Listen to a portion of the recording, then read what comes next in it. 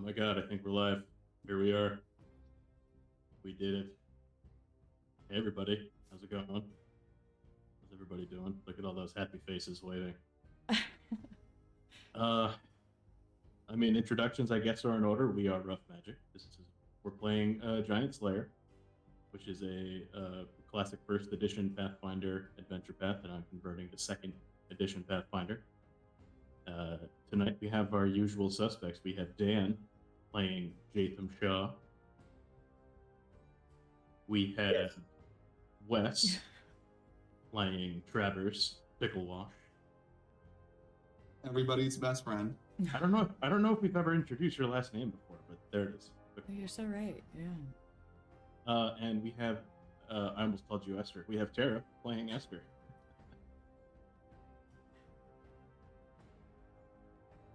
I forgot what I was doing. Oh, I was introducing Rough Magic. You're Michael. I am. Oh, sorry. Hey, let me introduce myself. I am Michael. I will be the GM through this adventure. Do you like playing tabletop games as much as we do? Probably, if you're here.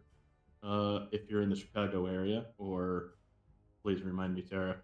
I know there's more. Yeah. Oh, yeah. We're also in Jacksonville, Florida, and in Detroit, Michigan, and in Asheville, North Carolina. If you're in any of those places, and hey, you know what? I'm located in Maine. If you're up here in Maine, let's play some games together. Yeah.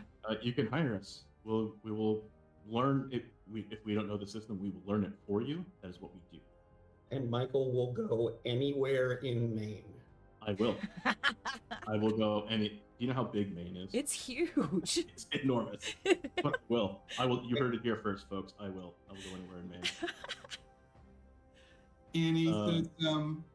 Yeah. Any actually, system. I would. Okay. That's going to be our tagline. Any system, anywhere in Maine. Whoa. I don't know what I just signed myself up for, but let's move on.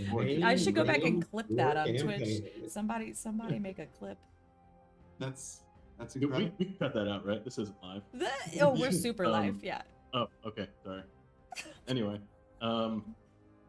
if you're in any of those places, you can look us up on roughmagicgames.com, or is it just roughmagic.com? It's Rough Magic Games. roughmagicgames.com. You can also follow us on YouTube at Rough Magic Games, or right here on Twitch at Rough Magic, which you are currently watching, so you probably didn't need to know that one. Oh my gosh, and we're on Blue Sky Social now. And we're on Blue Sky Social. You know what? I guess we're on Facebook too, and probably Instagram. Yeah, and we are. Yeah. All the socials at Rough Magic. So come play games with us. Yeah. Last time on Giantslayer, I should say, the party set up a plan, set up a trap, and executed that trap almost to perfection. Almost. You convinced the orcs that were on patrol with a hill giant to turn on the hill giant. They weren't super helpful, but they also didn't attack you. So I guess that is kind of. You managed to kill that giant, and the orcs, after hearing what you had to say, decided that you needed to speak to their leader, General Karguk. General Karguk, once you met with him, informed you that there's all kinds of politics going on in this fort. The orcs are expected to fight and die with the hill giants, with Grenseldek and her hill giants. But they're not allowed in the fort. There was an ogre family living in this fort before Grenseldek moved in with the orcs, and they are relegated to also outside the fort, but not outside the walls like the orcs. They are mainly relegated to the battlements outside. Then the hill giants, however many of them there are living large in the fort. General Karguk, not a fan, has decided that if you help him take the fort for him and the orcs, he will let you guys leave. You can take Umlo, who is a prisoner of his. and he will let you all leave.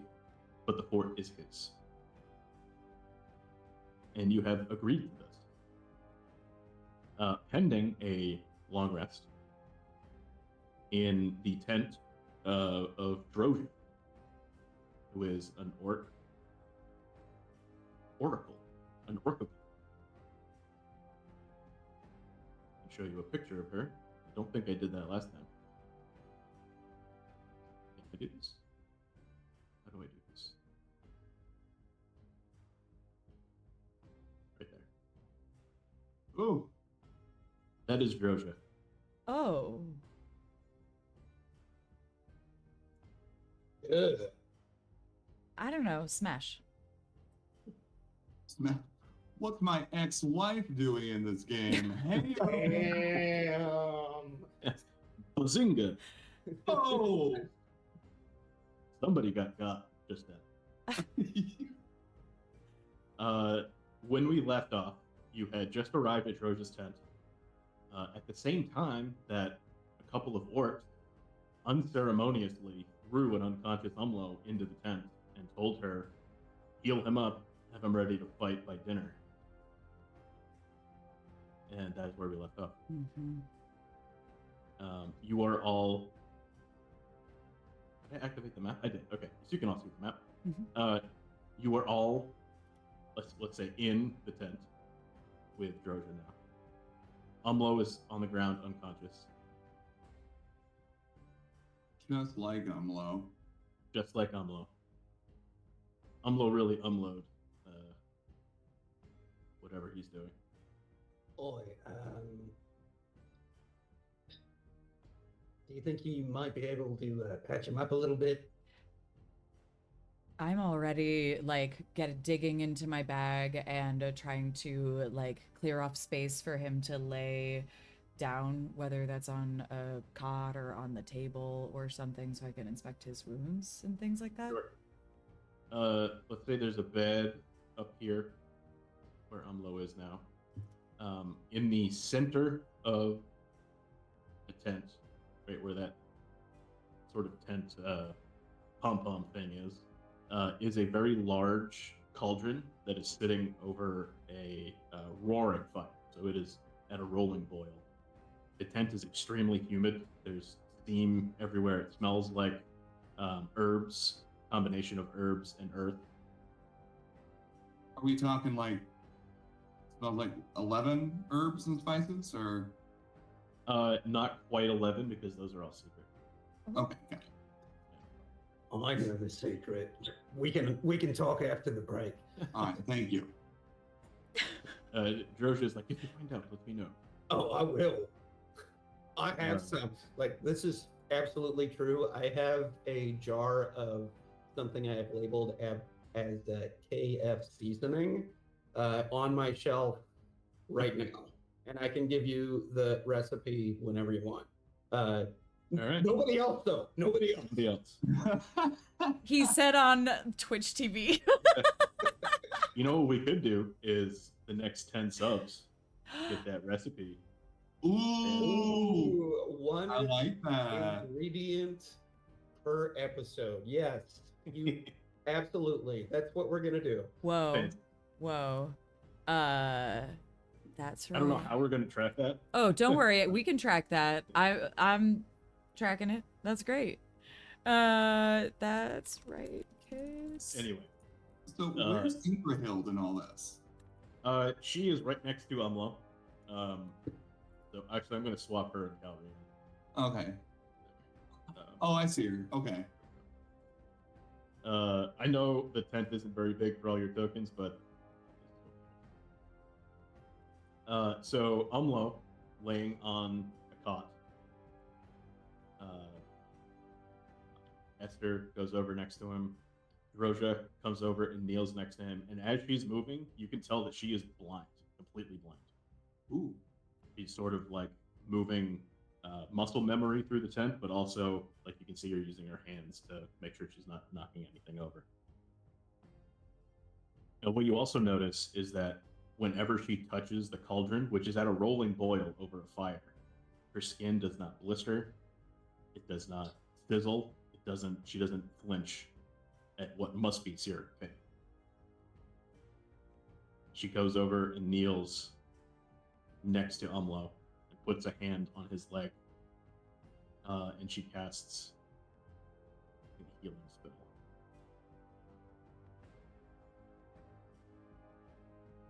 Which brings Umlo to stable. Hmm. He remains unconscious at the moment, which you would probably think is just due to sheer exhaustion. He doesn't look good. He looks. Ingrahild can say, it looks like he's lost 20 pounds. He's very haggard.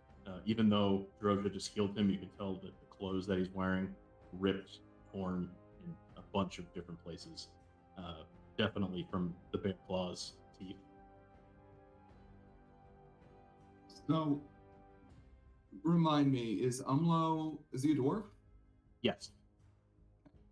And dwarves in Pathfinder probably don't have the same shape as halflings. Well, so just so you know where I'm kind of thinking, I'm like, maybe I can pull a switcheroo and like go in his place. Take his place.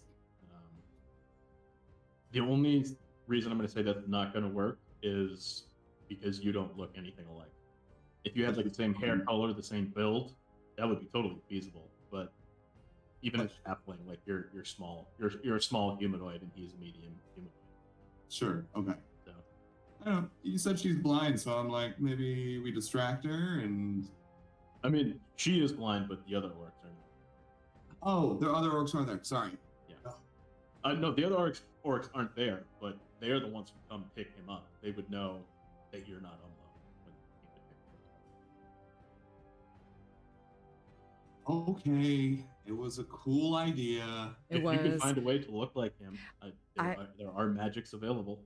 I have failed you as a bard, and I am so sorry. I feel like that's my job, right? I'm the one who's supposed to like dress you up to look like not yourself. You could say that job probably could have fallen squarely on Seven Shoulders, but he abandoned it. Oh. Yeah, because he hated us so much. It's been like 3 sessions, and I'm still not over it. Oh. I still think that Travers on my shoulder with a gigantic cloak would work somehow. I'm not sure how, but maybe we could convince everybody that that this was the real deal. This was Umlo, and he just grew 2 feet overnight. No, that doesn't work. Okay, fine. We'll stop. Without some magic, I feel like that would be a quick way to bring the whole fort down on top of us. I really don't like saying no to ideas. I just can't feasibly see that you being able to convince that any one of you is Umlo. Yeah.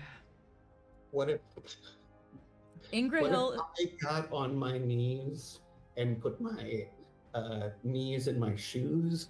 Like that guy, you remember, who was it? I think they called him Dwarf, but what was the actor's name? Like Tom Calloway or something like that. I have no idea. You have no idea what I'm talking about? Okay, No. great. Would Ingrahild do it? We'll talk later. Okay. Ingrahild would absolutely volunteer to fight for Umlo. We could probably pass her off as Umlo. There's a familial resemblance. And with a haircut. Yeah. If it'll keep Umlo safe, I'll fight in his stead.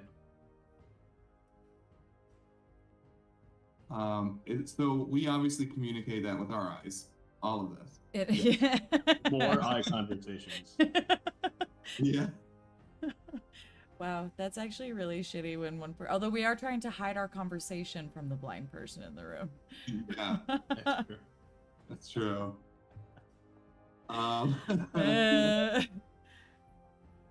But anyway, wait, oh yeah. Wait, she's not on our side, so You don't know that for sure yet. can I perhaps, while she's healing him, could I do like an insight check into how she like feels about her responsibility here to heal this broken dwarf, probably for the umpteenth time? Yeah. Yeah. My character sheet in here. That would be a. You know, I bet I could have cast that from my quick actions list, couldn't I? But like, perception or I think that would fall under society. But Hmm. I would allow diplomacy for that. I would love to use diplomacy. Thank you.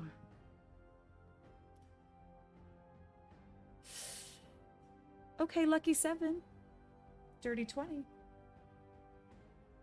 So she's not hard to get information out of because she will tell you straight up she is not happy here. She is essentially.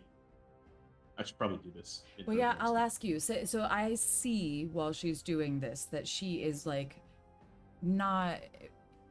Is she like rough with him, or is she gentle with him No, while feeling? she's very gentle with him. I will, you know, position myself to be as though I am her. I'm helping her. I'm also maybe bandaging some of his lesser wounds, the ones that are not like closing, or maybe they're the ones that aren't closing as quickly because they're really deep. Sure. And I just ask her. I say, "How long has this been? How long have you been keeping him alive?" Umlo came to us a week ago, 2 weeks ago. And I would audibly gasp at that, because if for him to have wasted away like this in just a week is shocking. But I mean the gasp to also to like encourage her to go on. I have pleaded with Karguk on his behalf many times, but he will not see reason. Why? Karguk is convinced that the only thing keeping his orcs under control is watching these fights and coming up with creative ways to torture this poor dwarf. And why is he so concerned that he will lose their support? I don't know if he told you, but he and Grenseldeck were partners, essentially, in this endeavor. Whatever it is that Grenseldeck is doing. But ever since they failed at True Now, Grenseldeck has been locked in her rooms. She is refusing to come out. She's refusing to do anything to support. She's not living up to the promises that she made. I don't know if you've noticed, but us orcs are not allowed in the fort.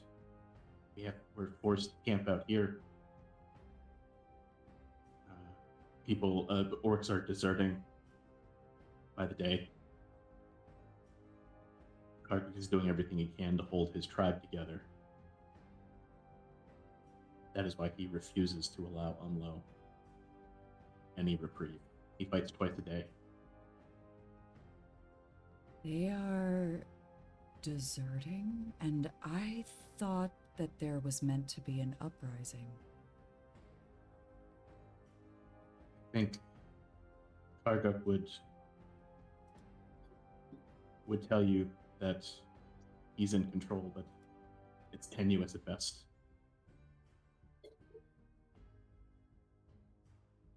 don't know what you spoke about with him. We haven't, right? We haven't spoken with him. You did. He's the orc general that you spoke to at the end of last session. Oh. He's the one that convinced you to go sneak into the fort, He had said that he had sent spies in That's right. recently, and they had never come back. And so he said, if you go in there, you kill Grenseldeck, we will help you eradicate the rest. And then once you're done, you leave, we keep the fort, you get whatever it is you came for, everybody's happy. But you can't do it yourself. So while all this is going on, Travers is just kind of looking around, seeing if anything catches his interest. Any interesting items, things, secrets? Sure.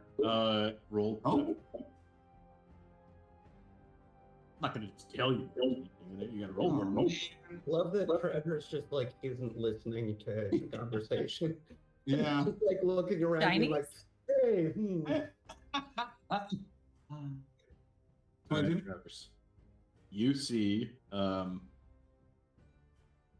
outside of this wall of the tent Yeah. is ringed by a wooden bench, or several wooden benches kind of arrayed together. There's all manner of herbs. And spices. There's like a mortar and pestle.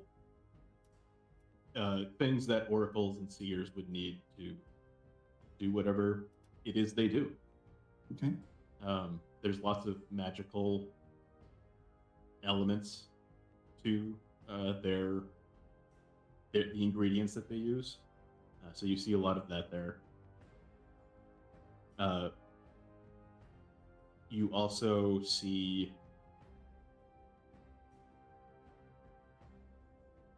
her. As you're looking around, she snaps her head to look at you. Oh, She can't see you. Her eyes are completely milky white.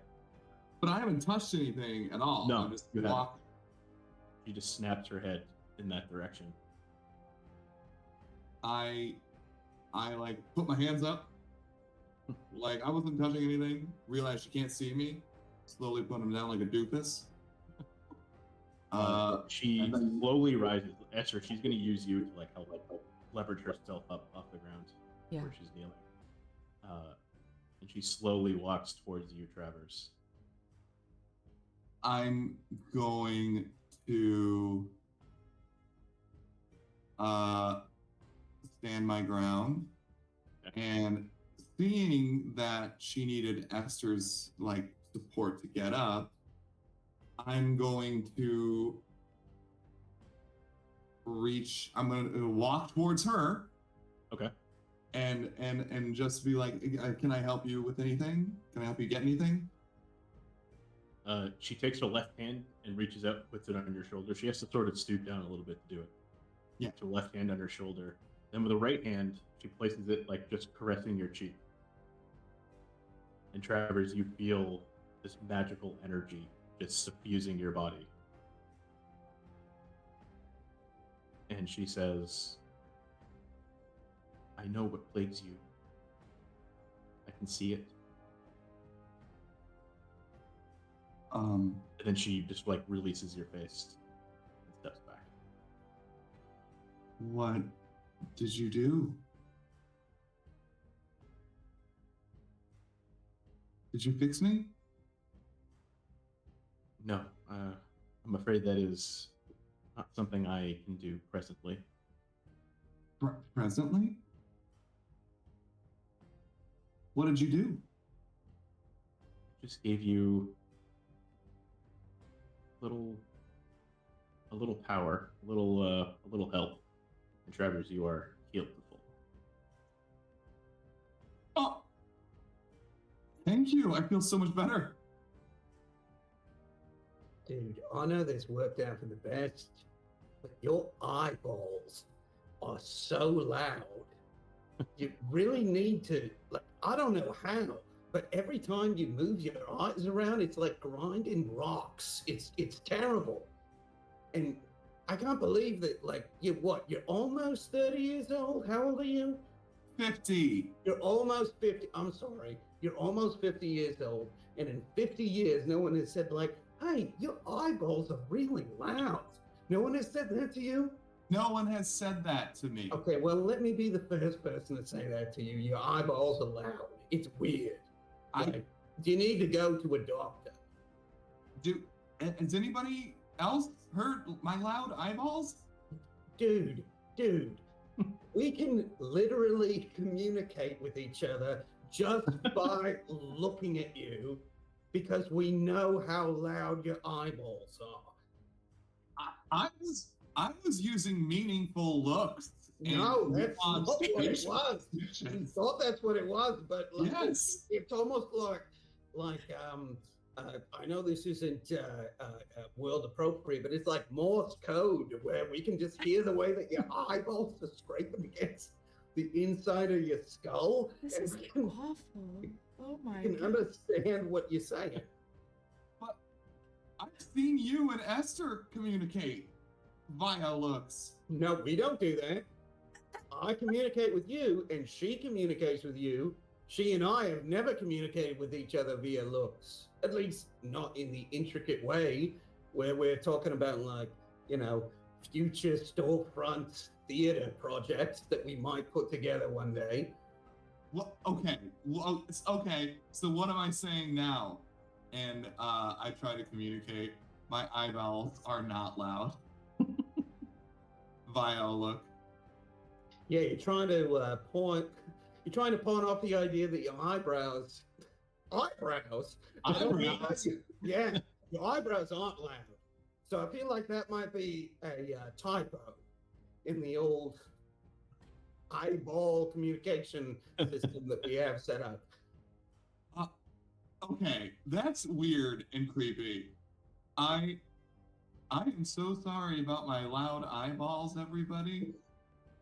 It's gross. It's gross. I'm just gonna say.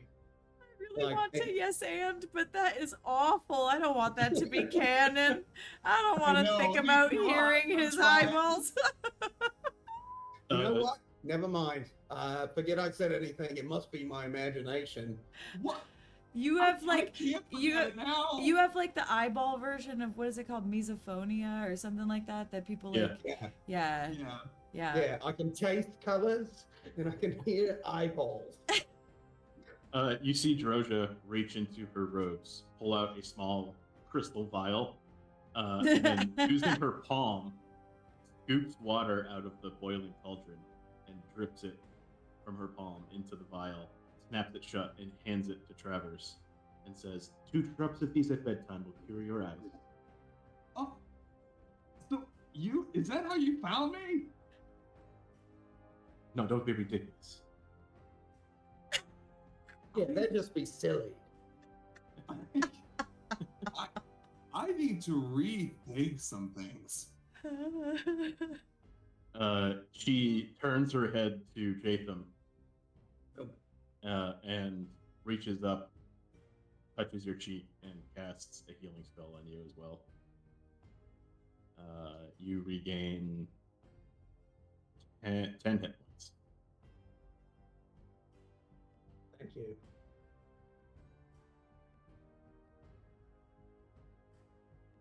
She goes back to Umlo, and she says, I don't envy the task that Karguk has set before you. If I had any way to help, I would, but all of my aid that I could render has gone to Umlo. The only reason he's survived this long is because I gave him all the health potions I had, and he hid them strategically throughout the fighting pit. What is Umlo to you? Who is Umlo to you? Anybody or Just an unfortunate soul.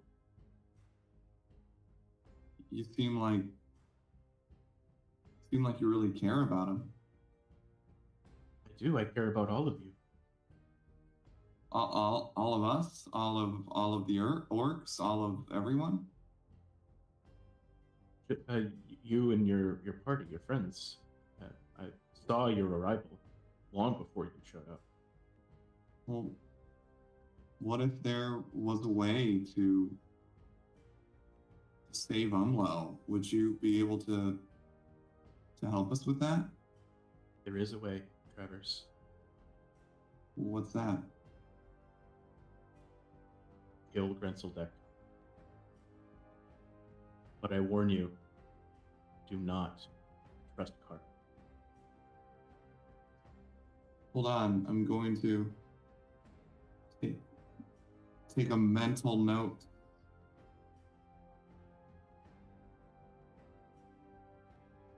So kill Grenzeldeck. Don't trust Kargok. Why not?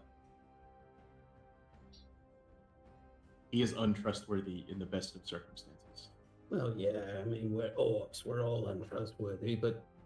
Hey, don't sell yourself short. And I say that with my eyes. Oh, God, it's deafening. God, jeez. Little one, eye drops. Now, I heard that. Okay. I can't hear a thing. She said, as long as you and Karguk share a common enemy, you can trust him. Soon as that changes, I fear what he has in planned for you. How could that potentially change? We kill the giant that he doesn't like, and then what happens? And then we mean nothing to him. She taps her temple and says, I have a plan, but you must promise to take me with you when you leave. What's your plan? We're just picking up strays at this point. Yeah, sure. She kind of laughed at picking up strays. She says, every day Karguk summons me to his tent to do things for him. Oh. I will spare you details. I can slip him a potion that will weaken him.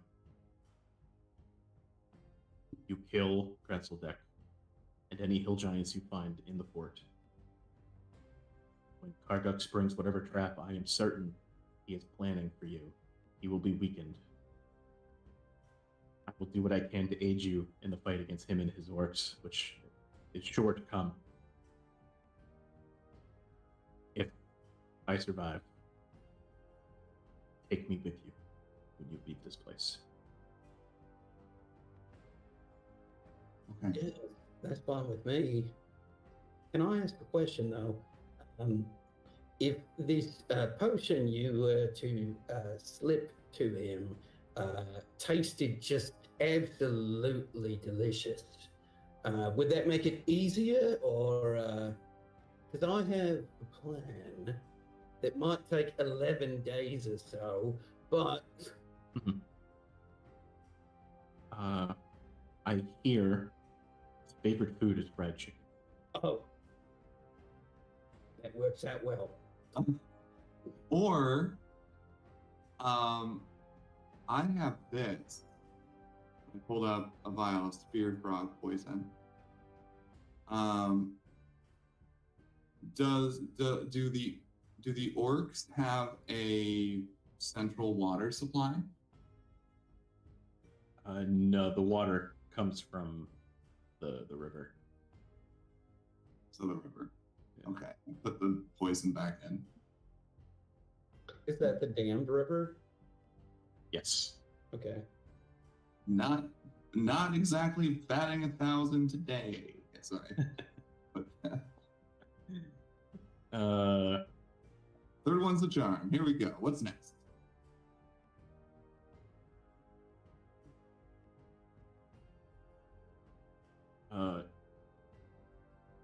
Ingrahild says, Droja, you should offer them what you offered me. Perhaps they will need it. You see Droja's face kind of fall a little bit.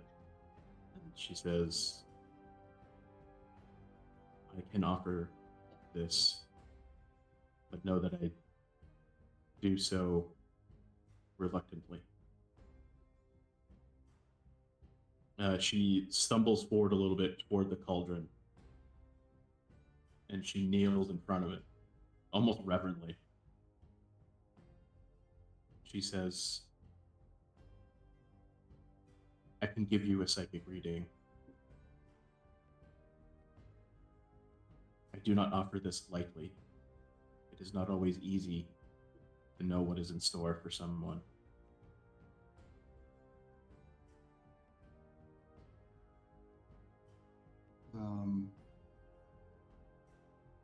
I I'm mean, in. uh, I'll do Jaytham, it. who will do it? I'll do it. I mean, Okay. if it's free, I'll do it.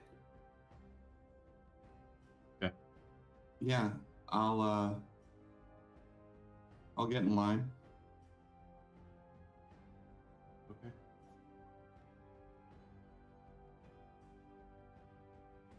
What about you? And she looks towards you, Esther. No. No thanks for me. I'd rather find out the story as it happens.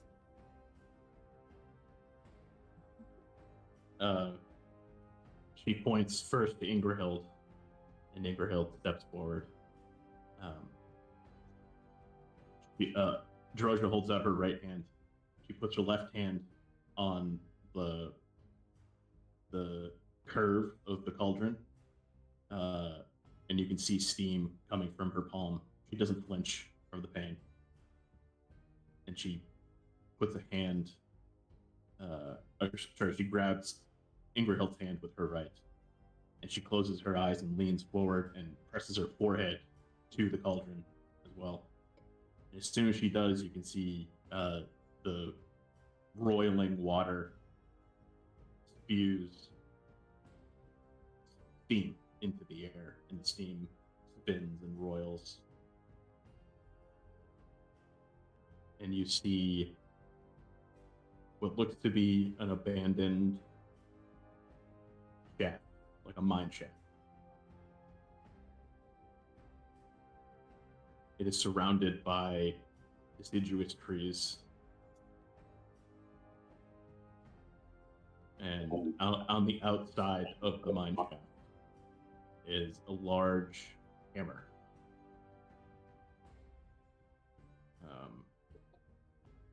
Looks like.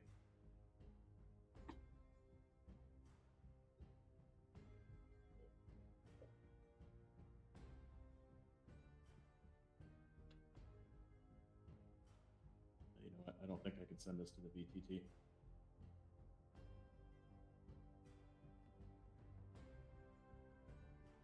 I will try.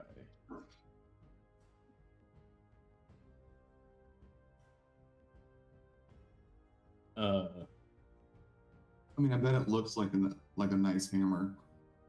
You know what? I'm not gonna try. I don't want to waste that time.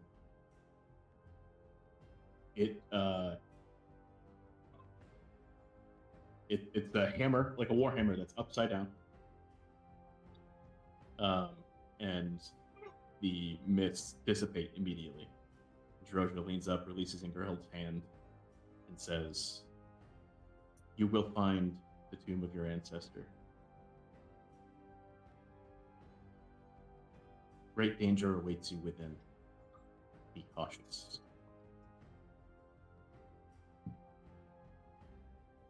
Then she turns to look at one of you, Jaytham or Travers. Who's next?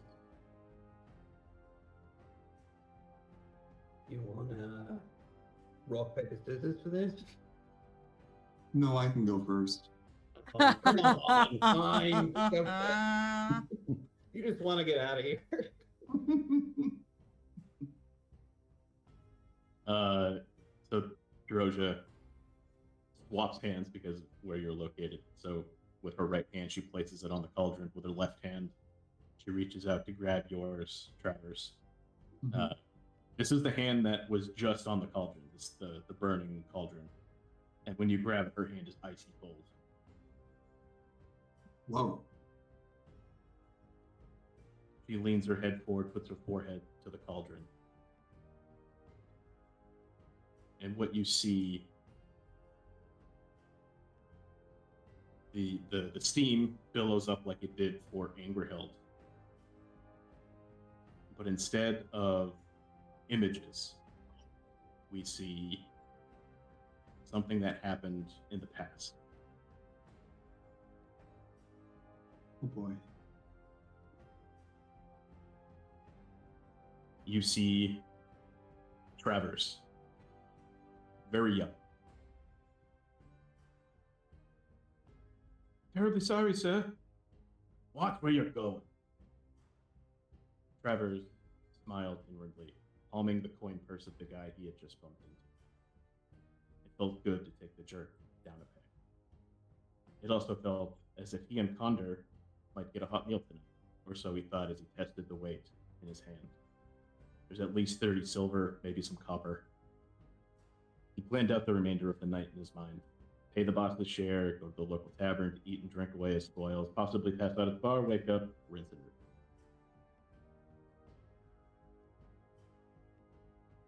What are you smiling about? Travers starts, hand going to his rapier, but he relaxes when he sees who it was. His friend Condor had snuck up on him. Travers shakes his head. You are the only one in Galarian who can get the drop on me. He pulls the coin purse out of its hiding spot and shows it to Condor. It's a decent enough haul to get the boss off our backs for a bit. There's at least 2 days of our quota in here. Condor grins at him. Good, because that came up empty. My mark spotted me before I could close the distance. I had to pretend like I was browsing the wares of a flower vendor. They went together through town, taking a circuitous route, just in case a new mark happens across their path. Unfortunately, the pickings were slim, so an hour before sunset, they dart down an alley. Travers looks left and then right and then left again. Certain that they were alone and hadn't been followed, he pushes on the wall in front of him. A door no bigger than him swings open on hidden hinges, exposing a dark tunnel and stairs that lead down underground. They quickly made their way inside, allowing the spring-loaded hinges to swing the door closed behind them. Once the door was closed, Condor lit a torch and led the way down the stairs. The further down they went, the cooler the air became and smelled vaguely of earth, mold, mildew, and wet stone. The stairs finally, blessedly, come to an end, and they spot their destination, a large crate resting on the ground. They place their daily take in the crate, minus tomorrow's quota, just in case they couldn't steal anything, or they were too hungover to even go out and try. Ever wonder why the boss makes us leave our take here? What if someone else steals it after we leave? He'll think we're cheating him, Condor asked. I imagine the boss thought of that, and he wouldn't be forcing us to do this if he wasn't certain it would be safe. Besides, the door is very well hidden, and it's so far down, I doubt anyone would find it by accident. That would leave only the employees who could have stolen it. Much easier, then, to find out who did it, don't you think? Safety and simplicity. Condor grinned. Look at the big brain on Travers. As Condor navigated a tight turn in the hallway, Travers caught sight of his friend's pinky finger on his left hand, where there was usually a silver ring set with a sapphire. There was now nothing. He never went anywhere without that ring, ever since he had stolen it from a noble. Where's your ring? He asked. Condor looked to his hand and froze mid-step. Huh? Drat. There was a bit of a scuffle in one of the bars earlier. I managed to nick a few unattended items from some pockets during the commotion. Didn't even notice it fell off. Travers shrugged. Stuff like that can happen. It's your own fault, Condor. I told you not to wear it around all the time. Sorry, mother. Come on, I'm thirsty and I want to get to the tavern before the bards start to play. Less than 30 minutes later, they were seated in the tavern with a cold mug of ale and a warm bowl of stew in front of them. The innkeeper had even tossed in fresh, crusty bread, still steaming from the oven, along with a dish of butter. They ate, they joked, gambled, and drank into the wee hours of the morning. Just an hour after sunrise, still drunk and stumbling, they make their way to their room that they had rented. The bed was more than roomy enough for two halflings to share, with plenty of room to spare, so they plopped down. Travers felt his eyes grow very heavy and he began to drift off. Travers? Condor whispers. Can't wait until we're the boss. What? You and me, together, we can be the boss. And we're giving up half our daily take to some invisible twit, you know? Other people can give us a nice share of their take. Travers smiles. Me too, Condor. That would be nice. The room fell silent except for the snoring of two small halflings. The images shift, and it's clearly a different day. Travers ducks a punch aimed at his head, dodges a kick aimed at his chest, and spins out of reach of his target. He had botched picking the guy's pocket, and he had seconds to disappear before the guy called in the guards, or worse, tried to kill him. Travers darted around a few of the onlookers who didn't know what was happening and ran full tilt through the market square. Vendors and stalls flew by his view as if he were on horseback. Shouts chased after him, but he kept running. He chanced to glance over his shoulder and saw the man that he had tried to rob hot on his trail. The man was actually gaining. Travers put on a burst of speed, trying to give himself some distance and time to think. He rounded a corner and saw his chance. He leapt onto a stall, jumped to grab the awning of a nearby building, and hauled himself up and rolled, sinking slightly into the canvas, but he was completely hidden from view. He held his breath and willed the man to keep running. A few moments later, he heard various shouts as someone, presumably that man, bumped into others. "Did you see a halfling run by here?" There were half-hearted murmurs in response, but apparently no one had seen him, or if they had, they had taken pity on him. Travers decided he was okay with either option, as he grinned to himself. He was going to get away with it. He waited for over an hour after he heard the man depart before he risked to move. He rolled to the edge, glanced down.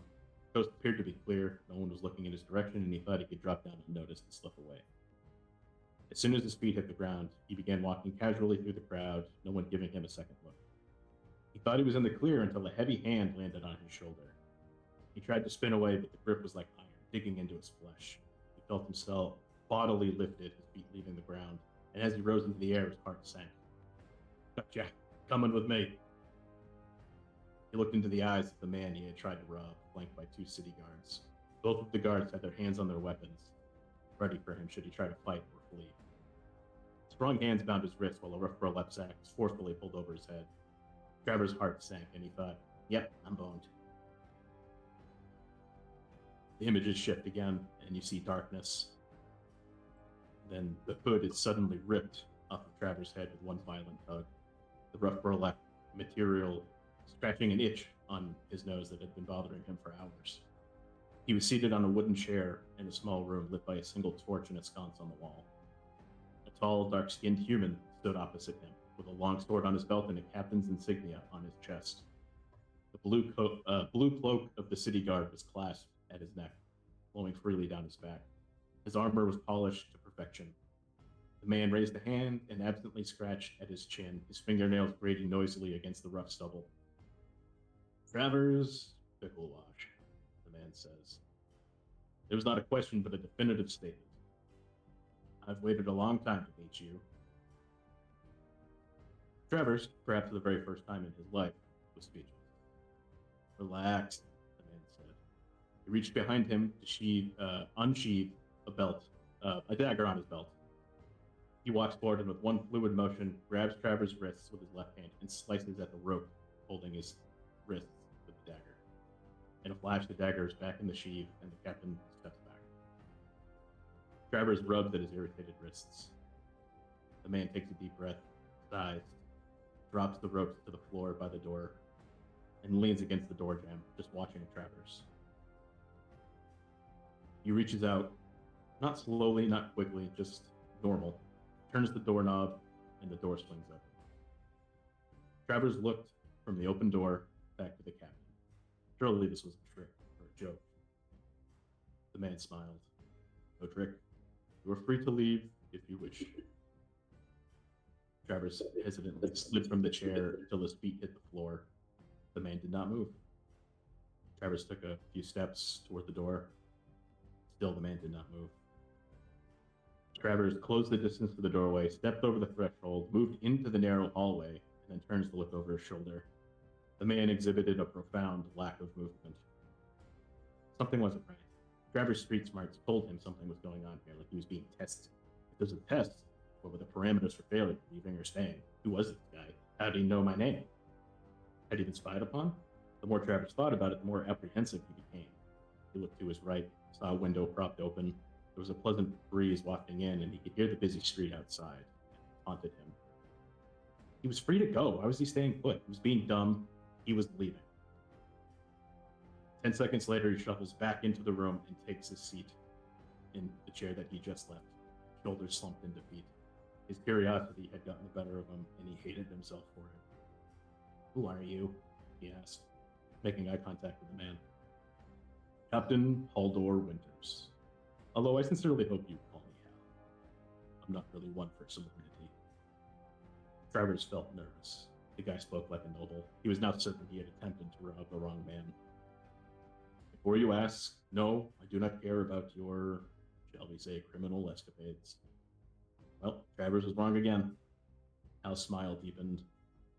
I apologize for the theatrics, but I wanted you to know that you are not here because of you. You are here because of him. Who? Travers asked, almost against his will. The question just slipped out on his own. What can you tell me about your boss, Condor Bravefield? Travers actually laughed at that. It was all a ruse, a scam. Hal didn't have anything on him or Condor. It was an elaborate plot to get him to give up information. Condors isn't my boss, he's my friend. Hal frowned. You serve the Thieves Guild. Travers eyed him warily. No? Hal held up a hand. That was not a question. You and your friend, Condor, rob people in the streets and deposit a share of your take at a drop location each day. That drop is your daily fee and it goes straight to the guild. Travers felt his cheeks flush. Hal really did know everything, it seemed. Travers begins to speak, but Hal holds up a hand. I don't care why you do it, Travers. I may be on the other side of the law, but I understand how difficult it can be for citizens out there. Sometimes decent people have to do bad things to survive. The problem I have is that the one currently heading the guild, one Condor Bravefield, is not a decent person. In fact, I believe he is evil incarnate. Travers felt anger, true rage building in his chest. Condor is not evil. Hal shook his head. He is a cold-blooded killer. You pick a few coins from people's pockets. The people Condor steals from end up dead more often than not, a knife in the ribs or a hole in their throat. He took leadership of the guild by force, and now he is stealing from the very thieves he claims to be brothers. Travers shakes his head. No, it isn't true. I'm with him every day. We make our drops together. He has never killed anyone. Hal sighs. I was hoping it wouldn't come to this, Travers. Please follow me. Without so much as a look, Hal walked out of the room. Instinctively, Travers followed. This time it wasn't out of curiosity. He was following Hal on behalf of Condor. Whatever Hal was going to show him, he could disprove or discredit. He could turn Hal's ire away from Condor. The footsteps echoed softly in the hallway. Travers' steps quick and light, while Hal's were slower, heavier, and more deliberate. He led Travers through a warren of hallways and staircases, leading down into the basement of the building. Now that he was moving around and able to glean his location from landmarks outside the windows, Travers could tell that he was in the guard barracks. Soon, natural light gave way to torchlight as they descended another final set of stone stairs. The air became cool and musty. Hal opened a set of double doors and well-oiled hinges, and Travers found himself in a well-lit room. Rows of cloth-covered tables stood in orderly lines throughout the room. Under the cloths, Travers could tell there were bodies. Human, halfling, dwarf, even an elf, distinguishable by the tips of the ears poking out of the sheet. There must have been 20 bodies in here. Don't touch anything. This way. Travers followed, his curiosity peaking again, but he held it in check. At the foot of each table was a stool that held a crate.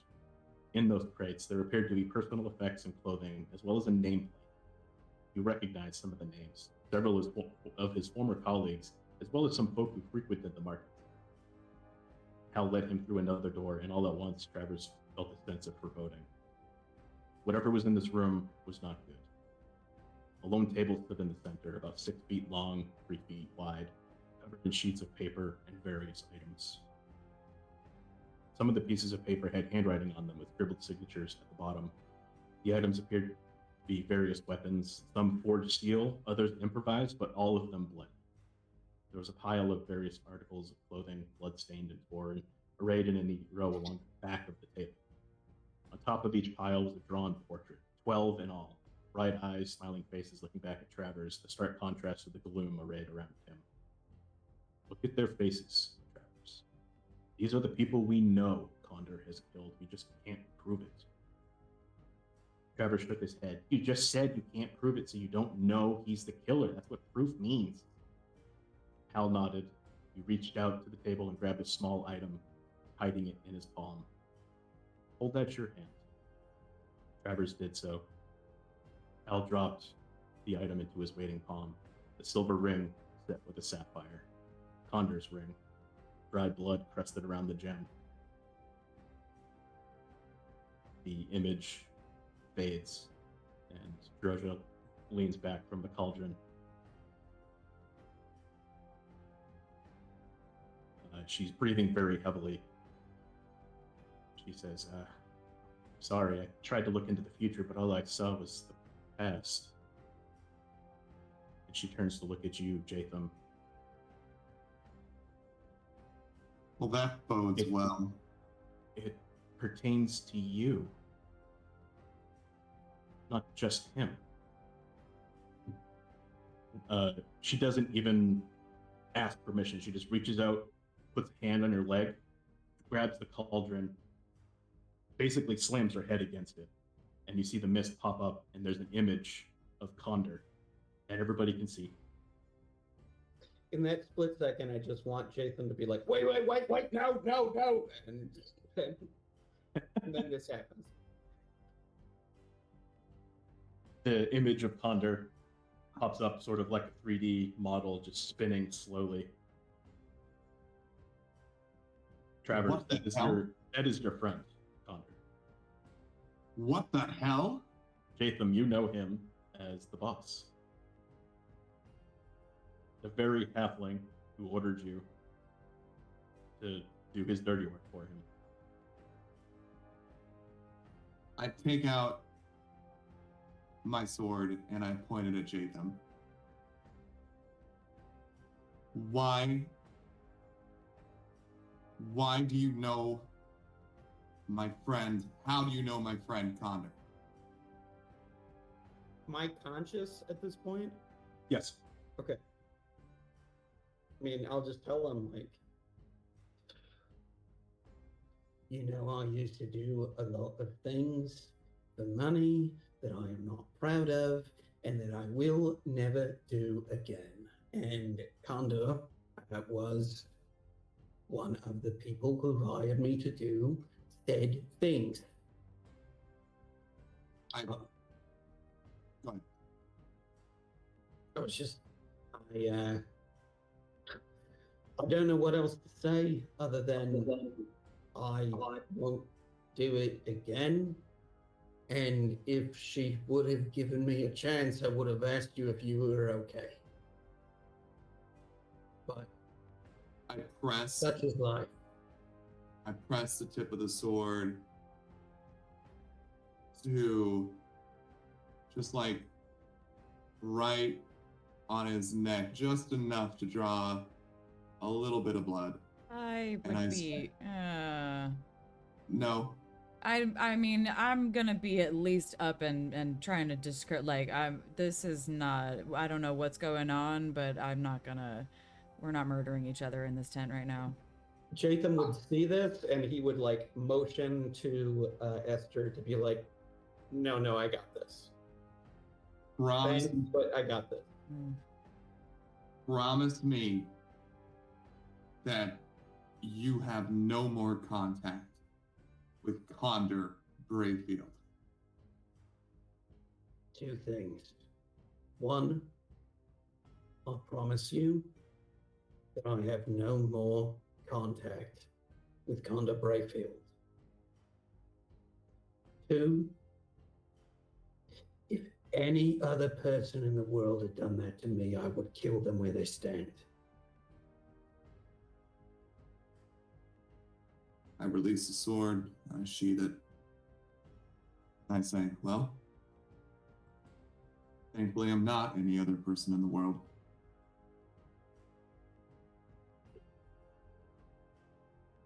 And that's it for me. Yeah. Droja stands up, says, I'm so sorry. I can see why I hesitate to do this for people. So, yeah. I If had no he's idea. your friend, Can you explain to me why your reaction to someone knowing and working for your friend? I understand you don't want this to be true, but I don't understand that you no longer speak to him. What is your relationship with Connor or Condor or whatever his name is? He was my friend. He took things too far. He started killing people. He started lying to me. He betrayed the whole Thieves Guild by lying to everybody and murdering its own. If Jaytham was still in contact with Condor, I had to make sure that Jaytham wasn't going to come for me on behalf of my old friend Condor Brayfield. So no, we're no longer friends. All right. I look at Jaytham and I say, I forget sometimes. Was he with us when we fought that girl that came back to get vengeance and we learned how you had moved on from that life? Were you there, Travers? Do you recall that encounter? Well, He was there. I was there.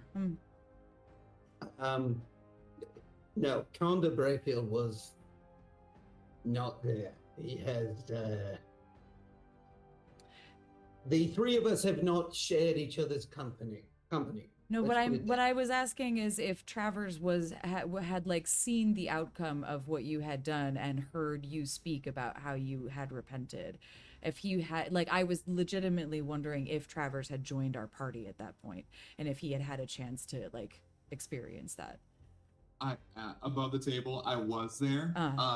I was thinking, because if I remember correctly, Jaytham was just kind of like, in general, talking about how he no longer does stuff like that anymore, murdered that woman's father. In no way. Child's father. Yeah. And I don't think Condor was, because I was listening, because Michael said it was like, he mentioned a halfling, and I'm like, oh, I know what that means. So I don't think the difference between the two is that you all saw what just happened. Only what happened with Malira triggered a memory in Jatham's head that nobody else saw. Oh wait, so I'm sure he explained a little bit to you, so you got some details about what happened. Right, because there was nothing to put together who Condor was at the time. Seven kind of called me out when he witnessed it, so I did kind of explain what was going on. Okay. Yeah. But I don't think you mentioned a halfling or anything. Wouldn't have been. I guess I mostly was literally asking because I felt like that would be like confirming lore that if you didn't already know, that would be helpful and soothing for you to know. But if you already like know that and still feel skeptical, then that is your own, then that is just maybe how Travers feels, and that's okay. But I thought that might be more information that I could give you to get you to stand down, but I think you already had it, so. Yes. Okay. Travers is going through. Yeah. No, that's fair. Yeah. Travers is going through a lot of feelings. Yeah. No, again, I just wondered if that could be a tool in helping you to see it, but. Yeah. I think that insanely depressing note is a good spot to take our break. Everybody go emotionally eat in front of the fridge for 10 minutes. That's right. Not eat shredded peas by the handful. Everybody, hold tight. We will be right back. Yeah.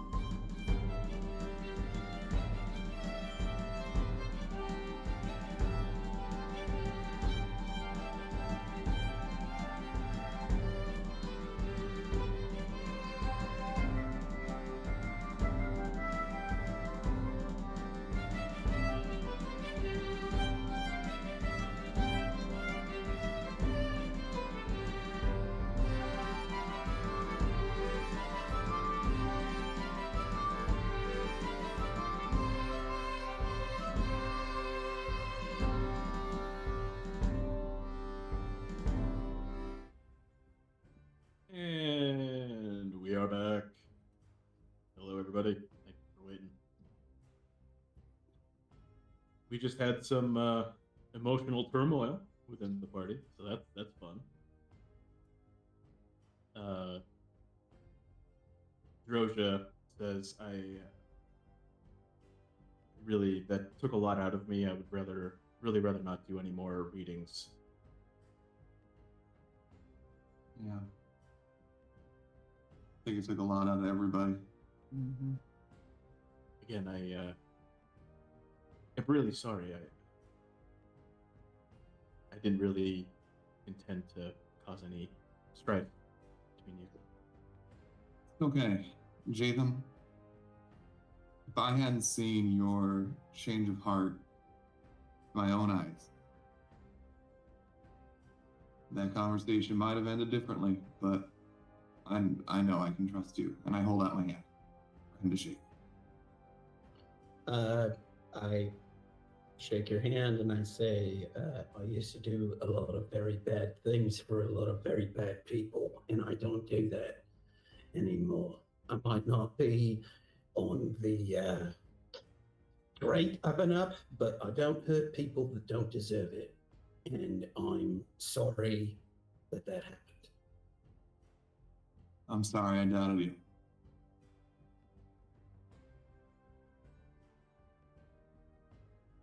Hey, before we go to bed, I just wanted to let you know.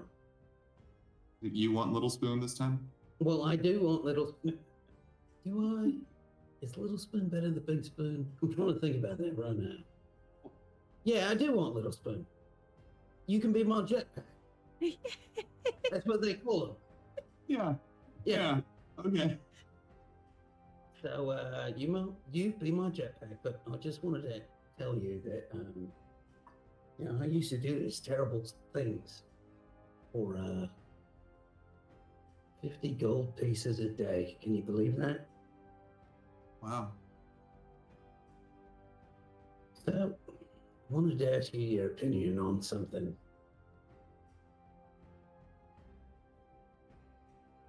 That dam we saw when we came in.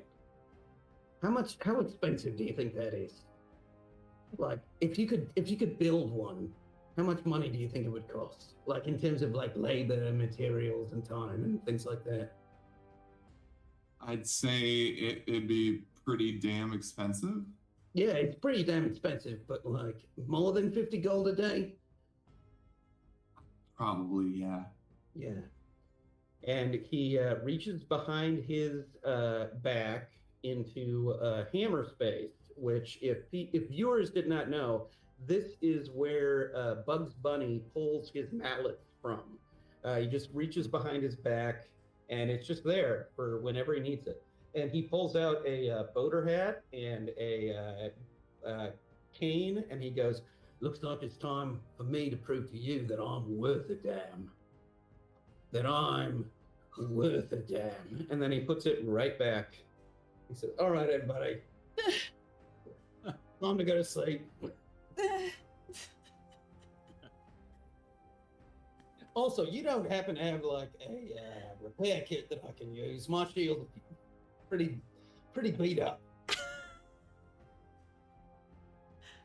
Oh yeah.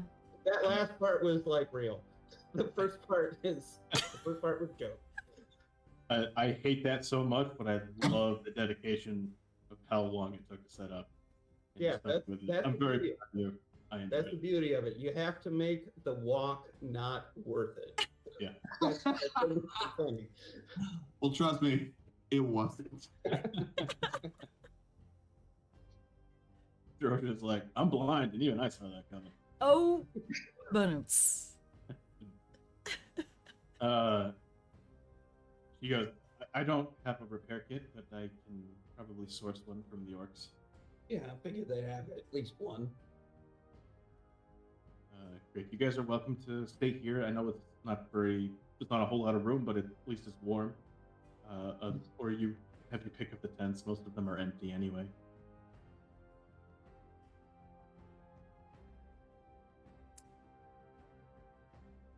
I think She will leave and go try to locate a repair kit for you. Cracker skin. I'm just gonna assume that she finds one and that I can use it to repair it up to max, if that's okay. Yeah. You do have to roll for the repair, though, I think. Right, but I have like all night, right? Presumably. Let me just see how mechanic work on that, because I forget. Repair. You take 10 minutes attempting to fix a damaged item with the repair toolkit. You can't repair a destroyed item. Your shield is not destroyed. You're good.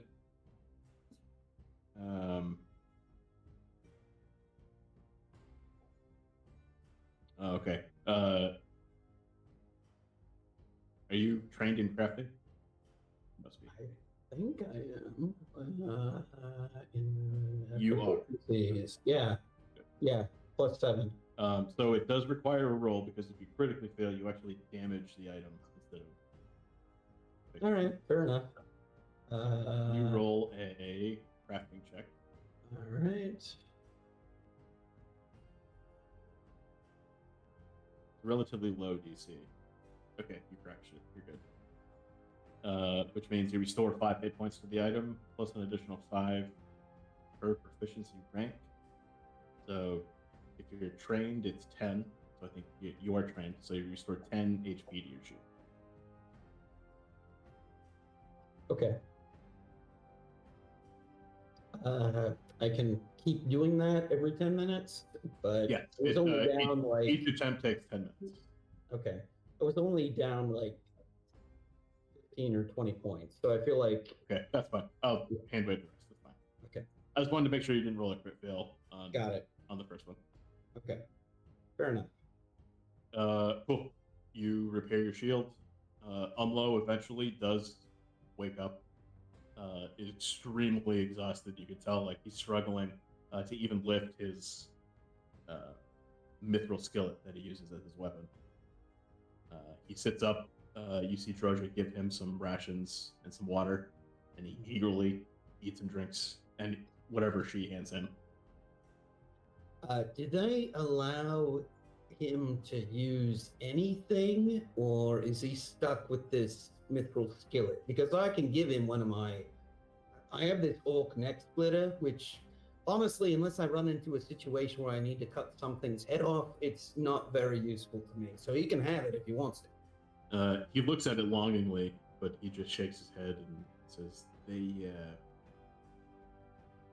insist on me using this skillet. They think it's funny.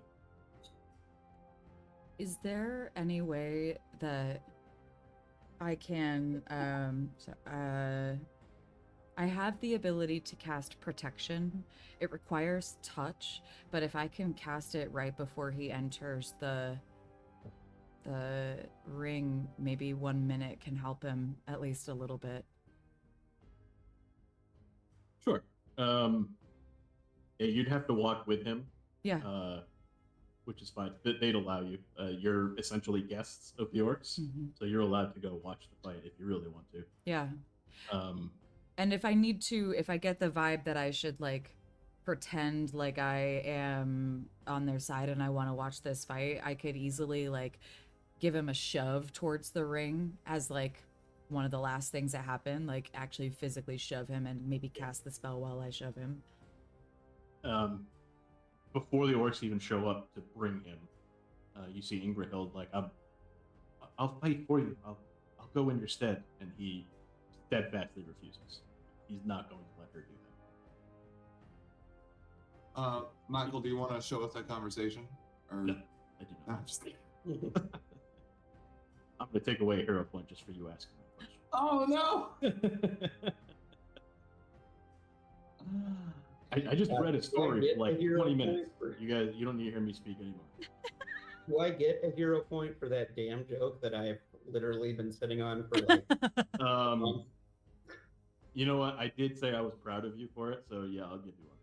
Wow. Thank you. Wow. You better use it. I will. Okay. Oh, I will. I earned it.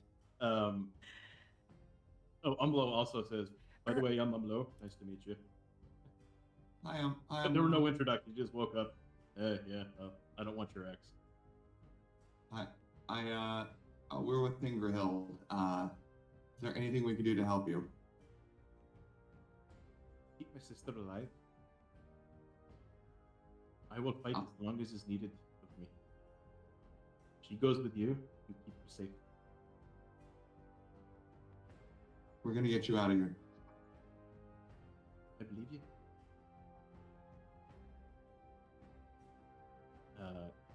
You can hear the orcs approaching, and so he like reaches out, he grabs Ingerhild and hugs her, and he says, "Be strong. I'll be back." And he allows himself to be led away. If you guys want to go with him, so Esther can do what she wanted to do, I do. we can do that. Yeah.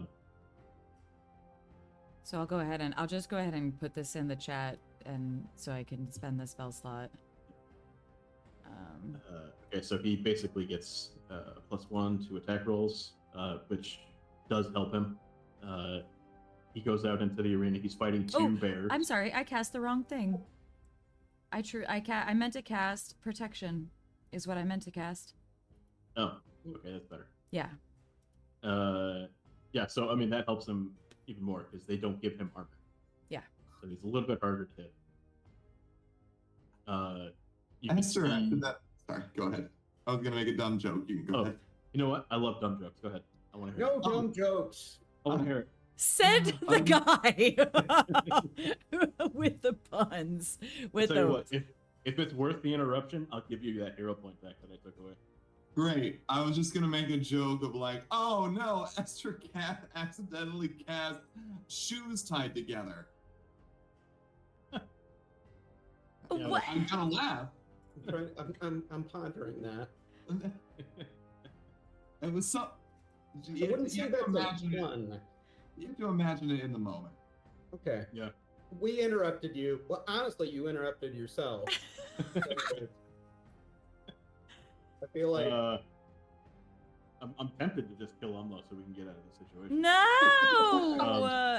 Not after I just spent a spell slot on him. Damn. All right. It's touch and go there for a while. It's actually kind of humorous because throughout the fight you just hear boom, boom from the skillet whacking the bears. You see he takes several hits. He's bleeding profusely. He goes and dives behind a bunch of rocks. Comes back out, looks like he's been renewed. That's probably where he's hiding some of the potions that Droja gave him. He's able to hold off the bears long enough for the orcs to call the fight. They don't want to kill him because he's their entertainment. And also, he's not going to kill the bears with a skill. Because it's not going to happen. So eventually they call the fight, and he is escorted back to the tent with all of you and Droja, just like limping, one arm just a mangled mess of flesh and blood dripping. There's like a trail of blood in the sand behind him.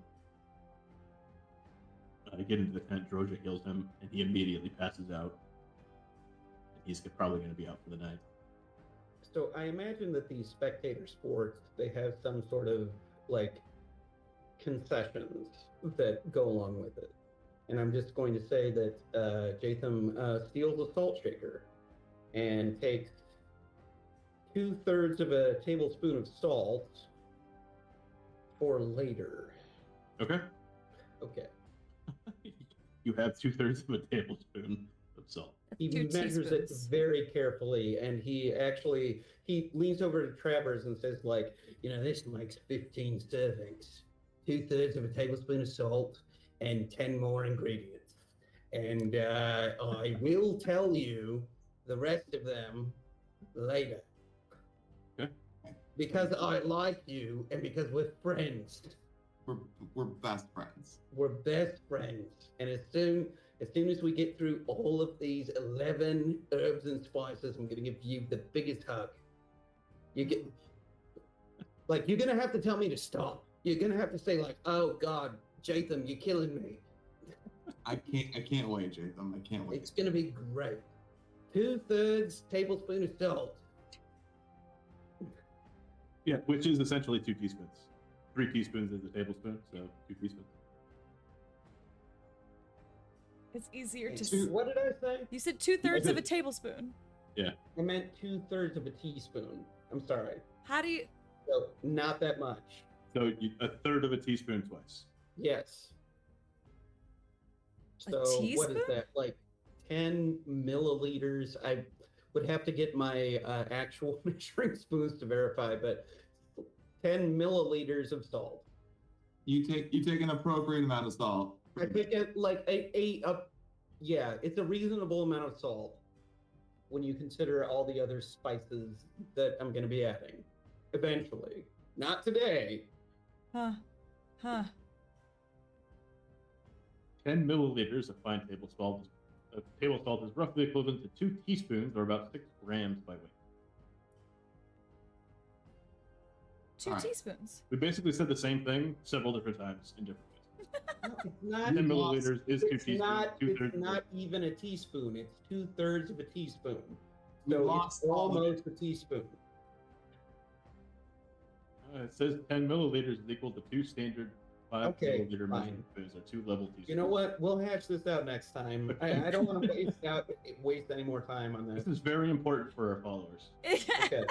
All right, fine. Followers, stay tuned next week. I'm going to give you not only the correct measurement of the salt that you're supposed to put in this concoction, but also the next herb and or spice, which I'll give you a hint. It's not rosemary, it's not sage, and it's also not parsley.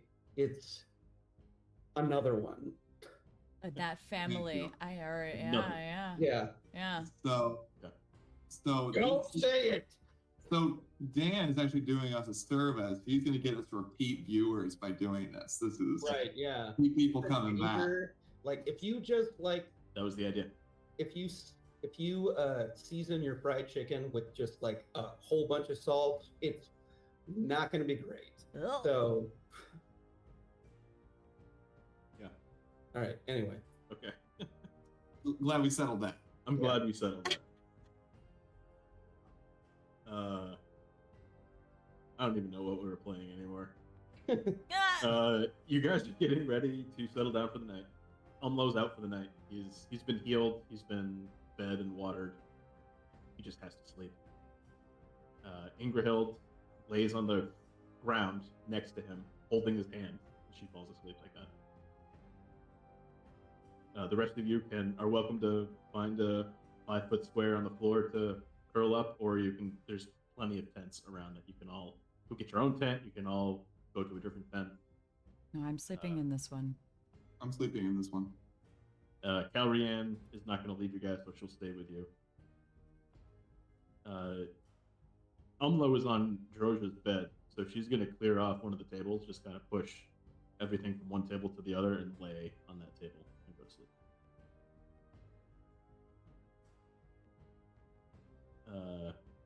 Assume a long rest.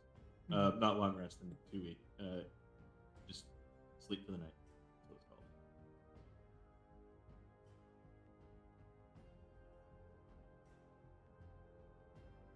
called. Umlo, probably understandably, is the last one to wake up. Georgia says that they're going to come for him in just a couple of hours. You are due to meet Karguk in his tent as soon as you're ready. I will escort you there if you like. I'm good. Yeah. I think I got, for the record, I think I got up early and made us breakfast baked potatoes. Just Sweet. That's what's going With the skillet. on. No, I'd put them in the coals of the fire. Okay. You didn't use Jaytham salt, did you? Hold on. Still continuing looking that up. I know I'm right. Yeah, Travers is good. He's good to go. Yeah, I'm good. Yeah. Mhm.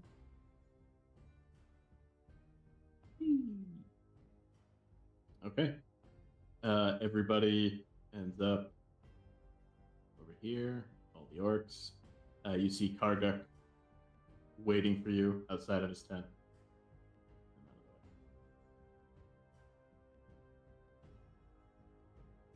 As he sees you approach, he just goes to the back of his tent and holds out a hand and pulls aside the tapestry, and you can see the hole in the wall, and he just gestures to you. Says, good luck in there. And to you. As soon as you give us the okay, we'll storm through the gates. How do we give you the okay? Send me a signal somehow. Jaytham, I think you'll be here. good. You shout okay really loudly. Oh. No. Not now. Not now. Everyone looks at Jaytham, and he was just sort of like, sorry, I just remembered something really embarrassing that I did when I was in second grade, and you know that happens. Yeah, at the worst times. Yeah, at the worst times, it's even more embarrassing you remembering it and audibly reacting to it than the time that it actually happened. Yeah. You got it. Anyway, oh! Oh. He steps to the side and allows you guys to go into the tunnel. Ahead of you, you see a small portcullis. You also see what looks to be 2 severed orc fingers on the ground. The ones that Karguk showed you that he had lost when he tried to disarm this trap. Huh. Ooh, gnarly. I have something that will help if we're moving forward. Okay. Oh, because the trap is still there? Yeah. Yeah, the portcullis is down. I have something like finding traps or something like that. Where is it? The keen eyes that it's trap finder. It's trap finder. You gain a +1 bonus to your perception. Pathfinder, but trap finder? Yeah, trap finder. Well, the good news is you don't have to roll to locate it because you know it's there. He told you it was there. Oh, well, I found it. Guys, I found the trap. It's right where you said it would be. Essentially, you're going to need somebody strong to roll a strength check against the gate to try and lift it. Just one? One with a harder DC. If you want to put 2 against it, it's a bit lower. I think I look at Jaytham and I nod my head towards the portcullis. Right, let's do this. Yeah. I think if we both put our backs into it, we can do it, so. Okay. So I'm going to steal first edition rule for this. So Esther, since you're aiding, roll a d20. If you roll a 10 or higher, you aid, and we'll give a +2. Wait, I have a special feat for aiding people. Do you? I sure do. Let me remind myself what this is. I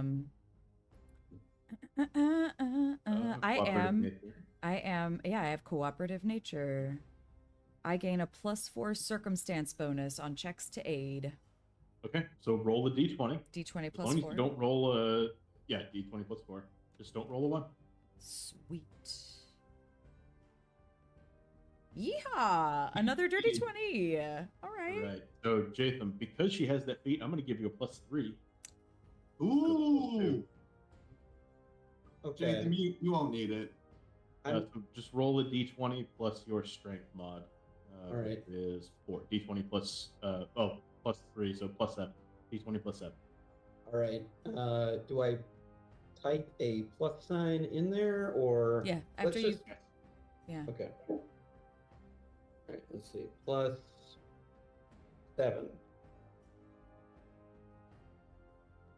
Oh no, that's not great. I'm gonna go ahead and use that hero point that I promised I would yeah. use. That is a good idea. Okay. That's that damn hero point. Yeah, that damn hero point. Okay. I don't see an option to do that here, but I will just go ahead and do it again. Okay. All right, so D20. All right, so No! oh, that's even worse. Ah, God, I wasted that joke. Okay. Jaytham, so you're like, Esther, I got this. You go to lift it up. You get it right about to your chest level, and then you feel intense pressure in your lower back. And you fall forward. You are pinned beneath it. And that is a good spot to end for tonight. Ah! Oh, man. I hope you can hold your breath for 2 weeks.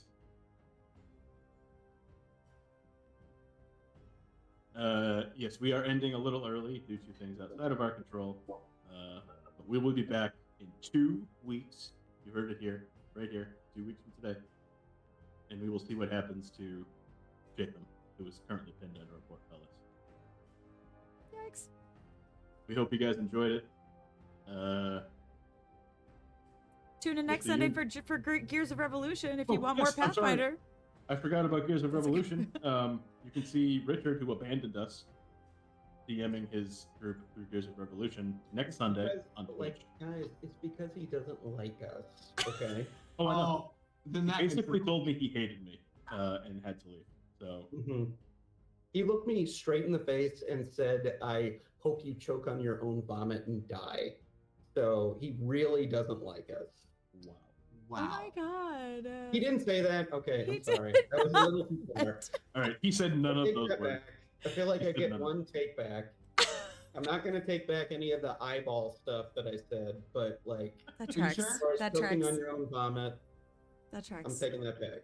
Okay. Well, I'm trying to end the session and we're going way off the rails. We're We'll doing see you great. guys in 2 weeks. bye everybody. See you later, guys. Okay.